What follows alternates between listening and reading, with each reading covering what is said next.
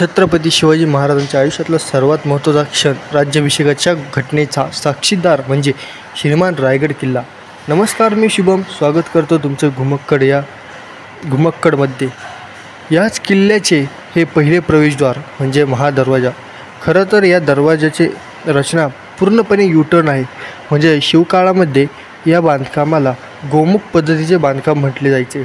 म्हणजे गायीने तोंड फिरवल्यानंतर जी आकृती तयार होते त्या प्रकारची रचना ह्या दरवाजाची आहे. पूर्वीच्या काळी किल्ल्यावर आक्रमण करण्यासाठी तोफा टाकल्या जायच्या.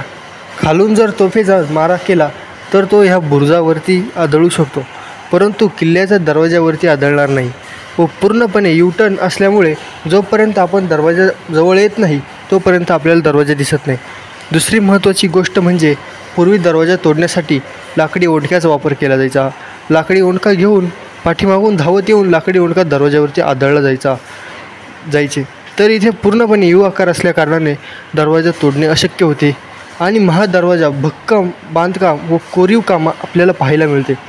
1656 साली छत्रपती शिवाजी महाराजांनी हा रायगड जिंकून घेतला व 1656 ते 1770पर्यंत गडाचे बांधकाम सुरू होते.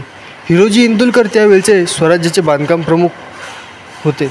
यांनी आपले घरदार विकून हा रायगड किल्ला बांधू काढला. 14 वर्षात रायगडावर 350 इमारती, 11 तलावे आणि 14 पाण्याच्या टाक्या बांधल्या. तुम्हाला ही माहिती कशी वाटली हे आम्हाला कॉमेंटमध्ये नक्की कळवा आणि नेक्स्ट व्हिडिओ लवकरच येईल.